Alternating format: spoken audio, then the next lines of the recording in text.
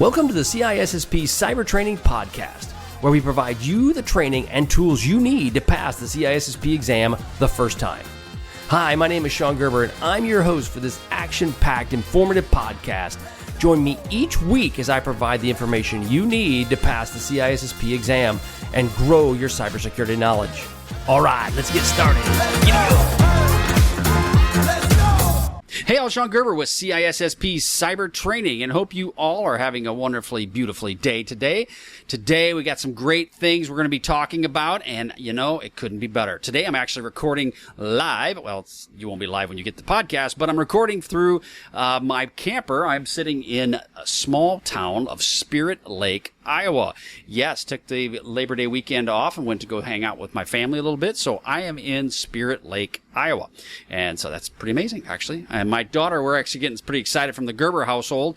My daughter's off to basic military training for the Air Force, and we're going to be going to see her in October. So things are happening, and we can't complain at all. But you're not here to hear about my life story and what's going on. You are here to learn about CISSP training and stuff that's going to help you with the cyber career that you so want to be with. And one of the parts we're going to be talking about today is media protection techniques. And this is going to be over domain 7.5 actually, of the current CISSP ISC² training manual. But again, like we talk about with CISSP cyber training, all of this content, whether the book changes, doesn't change over time, this stuff is all relevant and very useful for you as you are gaining your CISSP and as you're gaining your cybersecurity career. So again, head on over to CISSP Cyber Training. If you want this content, it's going to be available to you. Just go check it out. A lot of great stuff. But before we get into that, we're going to get into an article I saw that was on security intelligence, and it's about how to embrace secure by design principles while adopting AI. Now, if you all are aware, obviously artificial intelligence, that the machine learning language models, all of those key pieces are changing the way we do business in the IT space all over the world. It really is.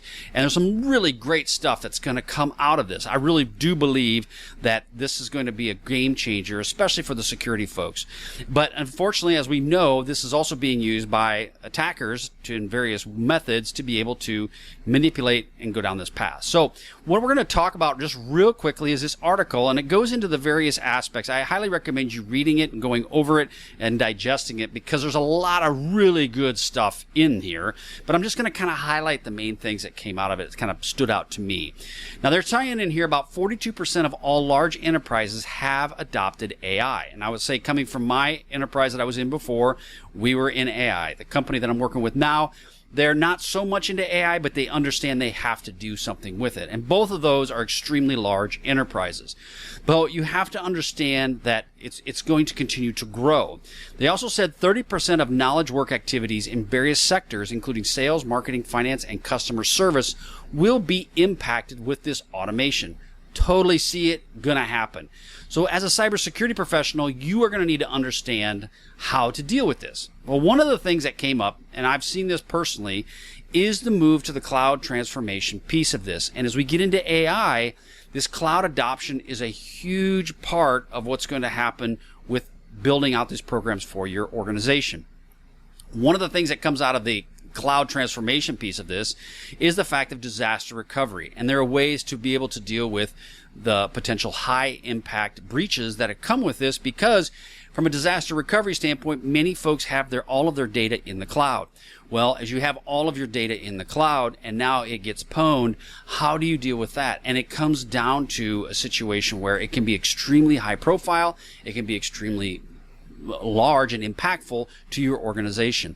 So they're saying here is that misconfigurations in the cloud will cost on average of about $4 million.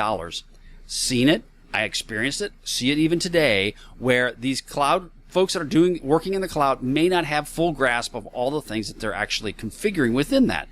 The reason I say all of this is that many of them believe that the AI piece of this is going to take advantage of this.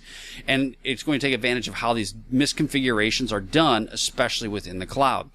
And so if you're going to be moving into this transformation space, whether it's AI on-prem, whether it's AI in the cloud, whether you're using that as a chat bot for helping your sales and marketing team, however you're baking this into your overall organization, there are some key things for you to keep in mind. Now, I say all of this. This is, if you're listening to this podcast, you probably are like well aware of many of these, but it's helpful to reiterate some of the challenges that you're going to run into with AI, whether it's on-prem, again, like you have your own server stood up, or you have it in the cloud itself.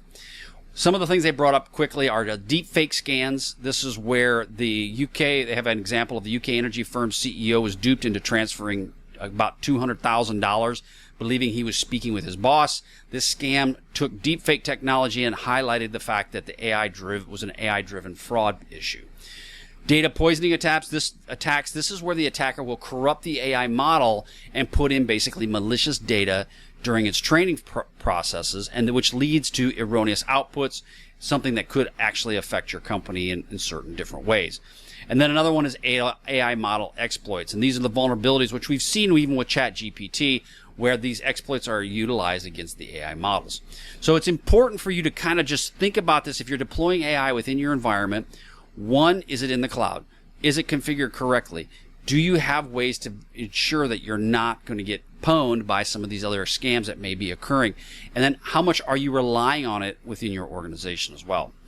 It goes over some of the things that deal with the implications of AI security breaches, obviously financial loss, operational disruption. That's a big one that I don't think we actually spend enough time on, but that's impacting your overall operational plan. Reputational damage, again, damage to your company's overall reputation in the business environment, and then also eroding customer trust and market share. All of those things are important that you may run into with dealing with a situation that may occur. So, well, how does this all come full circle? Well, the thing you need to consider when you're securing AI applications is, how do you collect the data? How do you handle the data? That's one aspect. Two is, what does your model development look like in the training behind it? And then model inferences and its live use. And one of the things, the first two are pretty obvious, right? But the third one is where you have to monitor your AI systems in real time to ensure that there's assessments being done to ensure that if there's any issues, you are mitigating any potential risks. One, you detect them, and then two, you're mitigating them. So it's a really great article, and it goes into a little bit more detail from IBM's standpoint and how they can potentially help you. But the overall point of this is as a cybersecurity professional, you need to be aware of so many aspects. And if you don't know, ask. And if you don't know, get research on it. So it's really, really important for you to go down this path and to really kind of consider what is your overall game plan. Okay, so media protection techniques, right? What does this mean?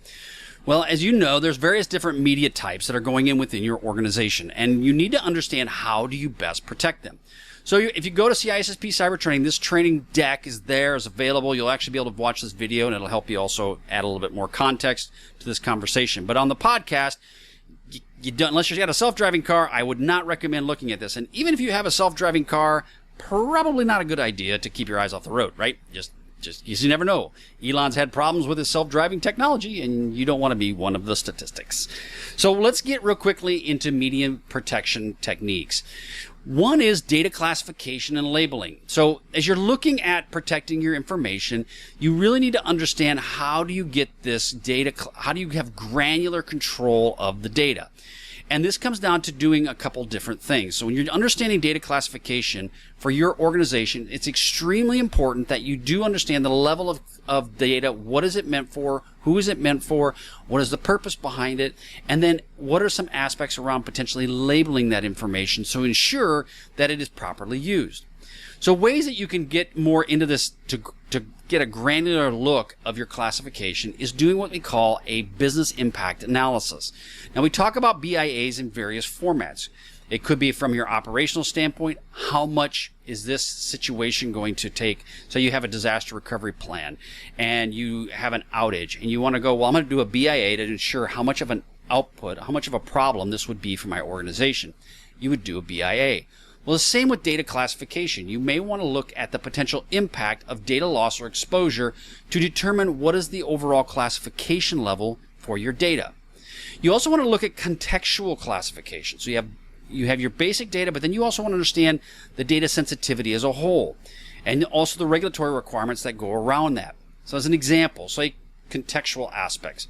I have data that is in a manufacturing facility. In this manufacturing facility, the data, if you were just to look at it on face value, you would go, it's not worth a whole lot. from a guy that's a security guy not working on the plant floor. But if you talk to a VP of operations, he or she will say, yeah, that's extremely important to us, and therefore it needs to be protected in a better way. So it's understanding that you need to take the paradigm off of what you are understanding the data means, and then try to put yourself in the shoes of the vice president, of the person on the shop floor, whoever is a person that would deal with that data on a daily basis. When you work with them, you may figure out real quickly that this information is much more regulatory or much more important than what you might think it might be. There's also regulatory requirements. So if you work for healthcare, you may have certain data that is regulated, that is managed by a government or someone else that is forcing you to put specific protections around it. So you need to understand the contextual classification aspects.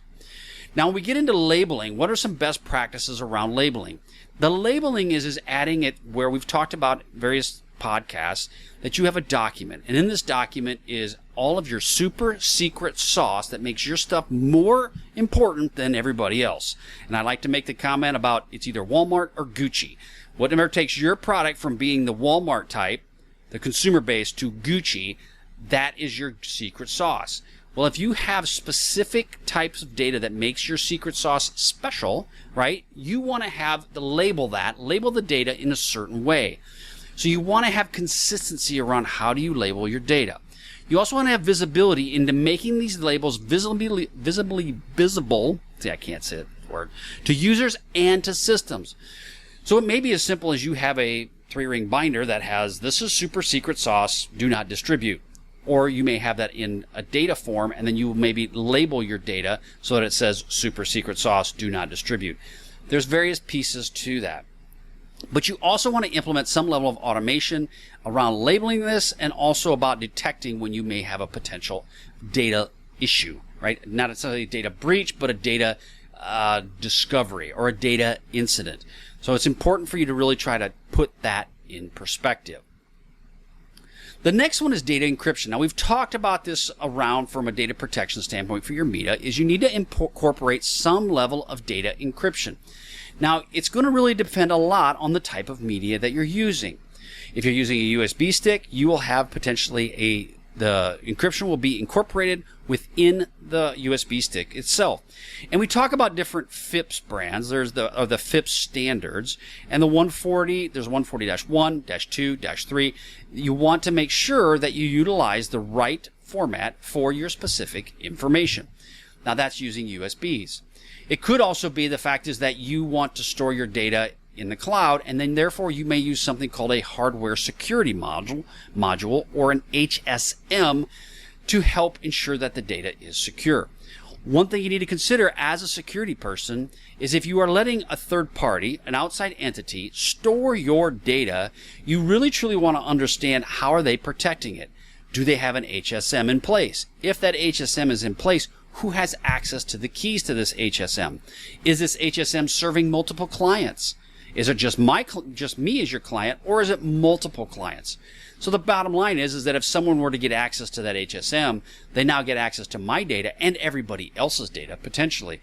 Those are considerations you need to think about as a security professional going, do I want to put my very sensitive information with these people? Another one is key rotation. Regularly rotate the keys to ensure that you reduce the risk of compromise. It's like if you have a key to open up the closet and you have this key, actually I'll use a better example. So you're in a high school, and in the high school, the janitor's got all the keys on their little keychain. But the janitor's been there since 1970. Okay, so he's like really old. But he's got all the keys. And guess what? The keys have never changed. And he also didn't tell you that the janitor's lost the keys more than one time. So since the keys haven't changed, the janitor's old and forgot what he was doing. And I say that saying tongue-in-cheek, right? I think that's the term, because I'm old. But the bottom line is that you can't trust those. So you need to rotate the keys to mitigate potential risks of compromise. Now, we've talked about different encryption standards. You got AES, you got RSA, and you got ECC. Your AES is your advanced encryption standard. Okay, it's widely used. RSA is your reverse Shamar Alderman, and that's a popular asymmetric key that's being used. And then ECC, that is also being properly used as well. different types of encryption standards that are available. And then we have a whole new podcast just specifically on the different types of encryption standards. But you need to consider which one are you using, and does it best meet the needs of the media that you're trying to protect. Data sanitization. Okay, what is that? Now that's when we don't look at sanitizing the data that's on the device itself. Now this can be done in a couple different ways. It could be done through secure erasure, or it could be done through physical destruction. What is secure erasure? Well, that we've talked about in the past, where you have, and if you go to CISSP Cyber Training, in the training that I have available to you, you have the ability to have overwriting patterns. Now, there's a DoD standard that's out there, DoD 5220.22-M, okay, and it's designed to overwrite data multiple times.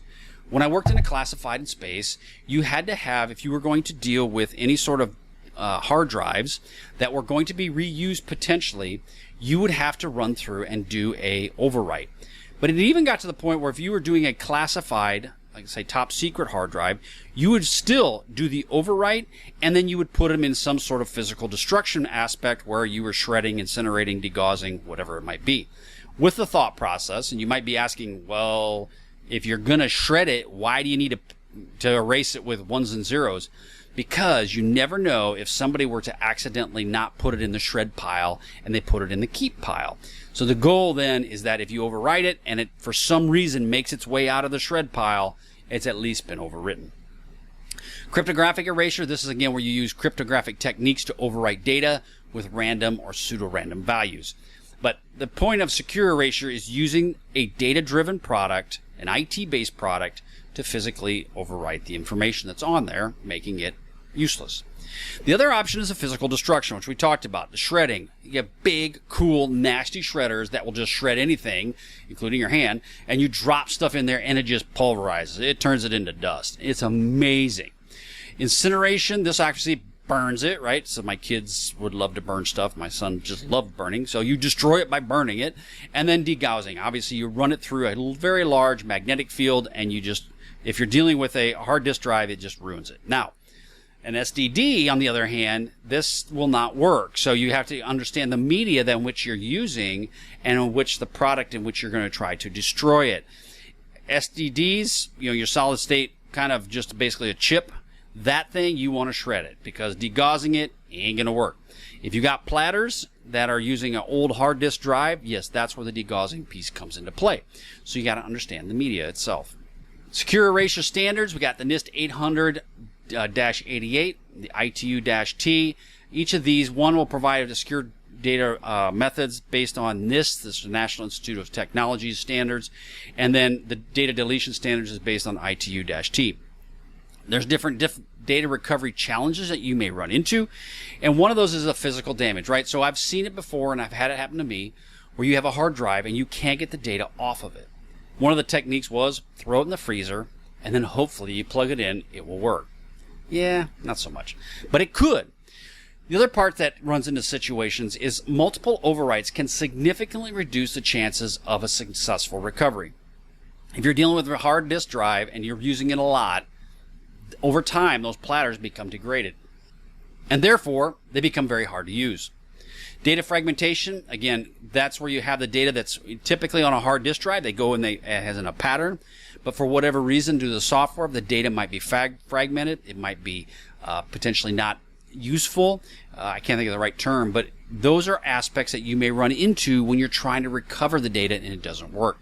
So again, data protection, you need to understand if you're dealing with old stuff, what do you want to do to protect it? Also, can you recover it from a situation if you can't, if you need to? So media handling and storage, some key things to consider. You got your environmental controls, you got storage best practices. Environmental controls, temperature, humidity. Again, all of those, keeping them at an optimal condition will prevent media degradation.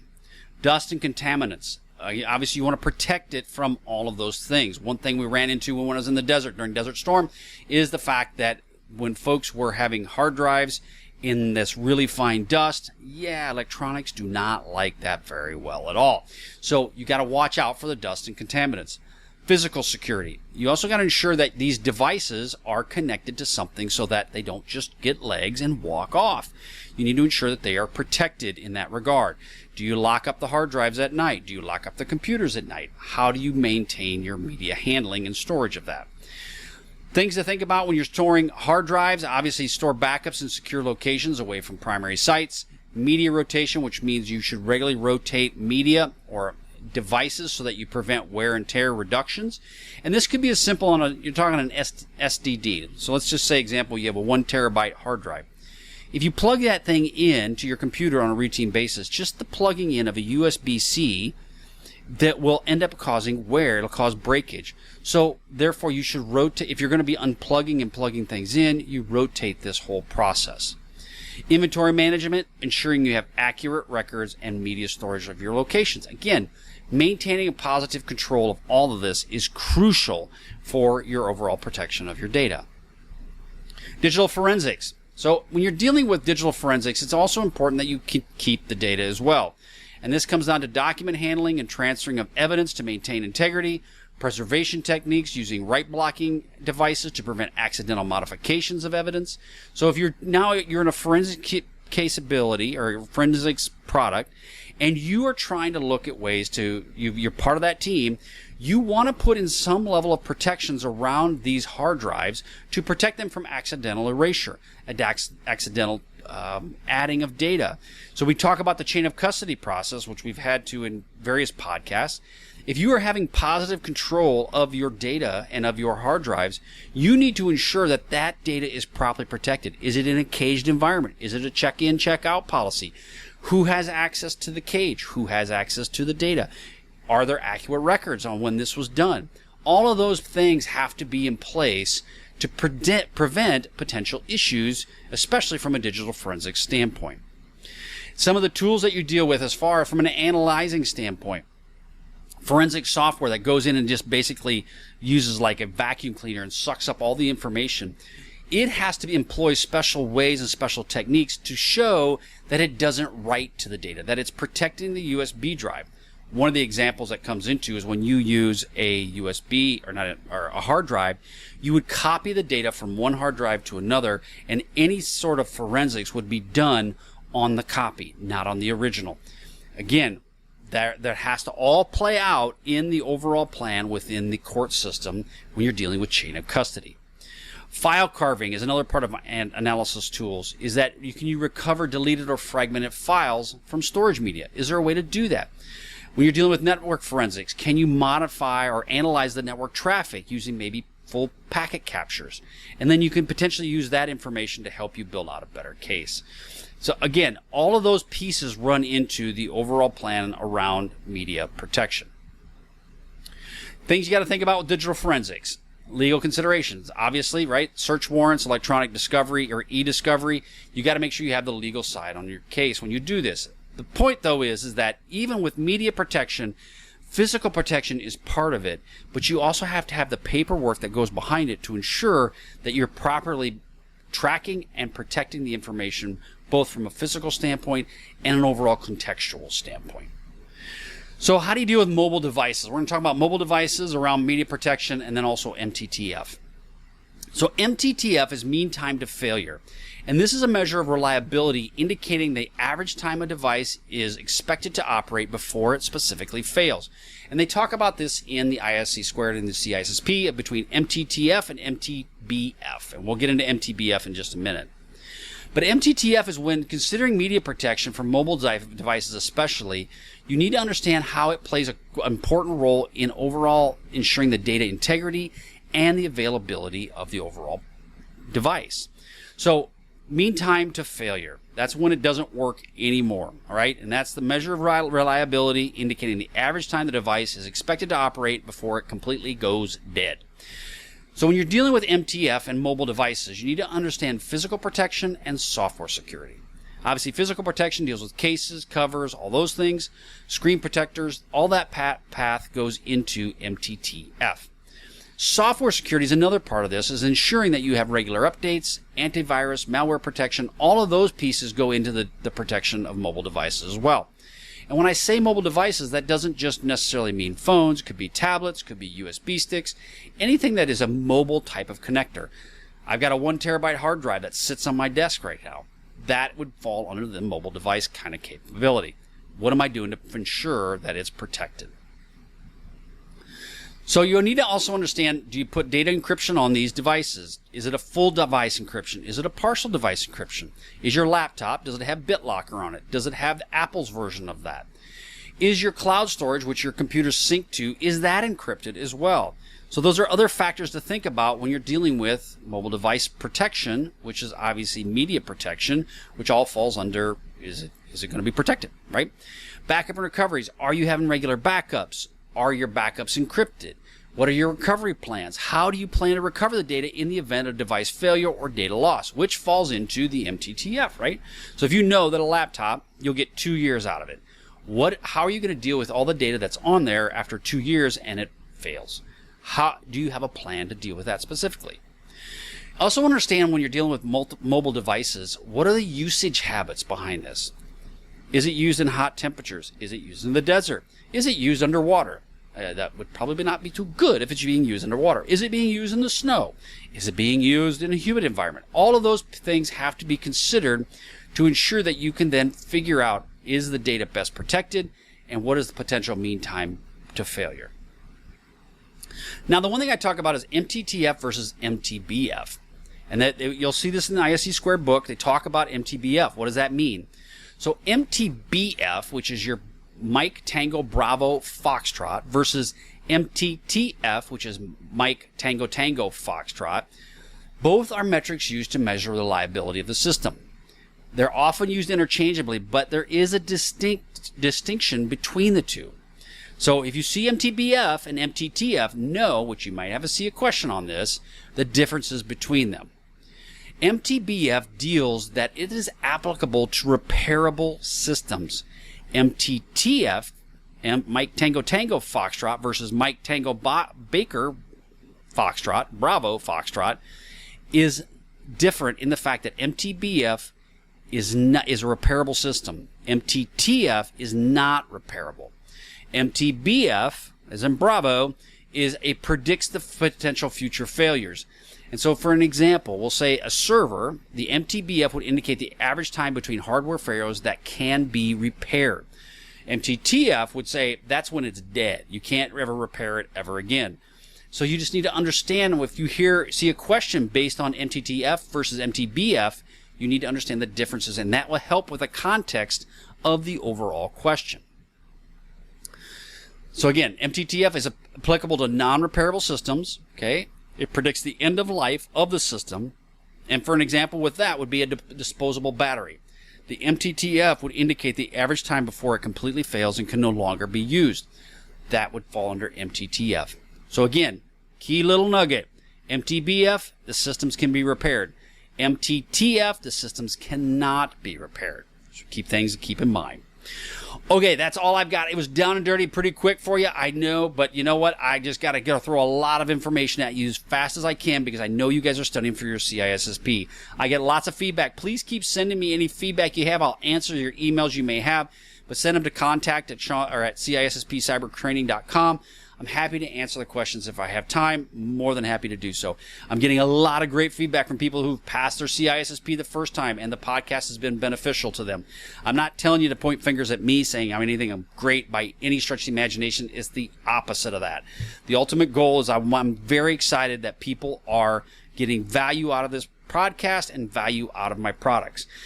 Put in a plug-in for my products. Again, if you go to CISSP Cyber Training and you purchase any of my products, they all go to a nonprofit. So just know in the fact that there isn't some guy sitting in Kansas getting rich off of this. That ain't the case. The ultimate goal is to give you great information at a low price, basically free, or a very low price, and give you the information you need to be successful in your CISSP. But I also want to let you know that I'm here for you as your CISSP journey grows, because I got a lot of guys that contact me that have been around for a while, and they are senior people within their organization that are trying to figure out what they want to do with security and how they want to incorporate that within their organization. I'm here for you there as well. So you can go to also reducecyberrisk.com and you can check out anything we have there to help you and your company. Got to put the plugs in, right? Just got to do it. All right. Have a wonderful, wonderful day, and we will catch you on the flip side. See ya. Hey, thanks again for listening today. It's been my pleasure to prep you for the CISSP exam. Are you interested, though, in some free CISSP exam questions? Head on over to freecisspquestions.com and sign up to join my email list, and you'll receive access for 60 free CISSP questions each and every month for the next 6 months. That's a total of 360 questions just for signing up with CISSP Cyber Training. You'll also gain access to other free CISSP resources, so just head on over to freecisspquestions.com and sign up, or head on over to CISSPcybertraining.com and sign up today. Have a wonderful day, and we will catch you on the flip side. See ya.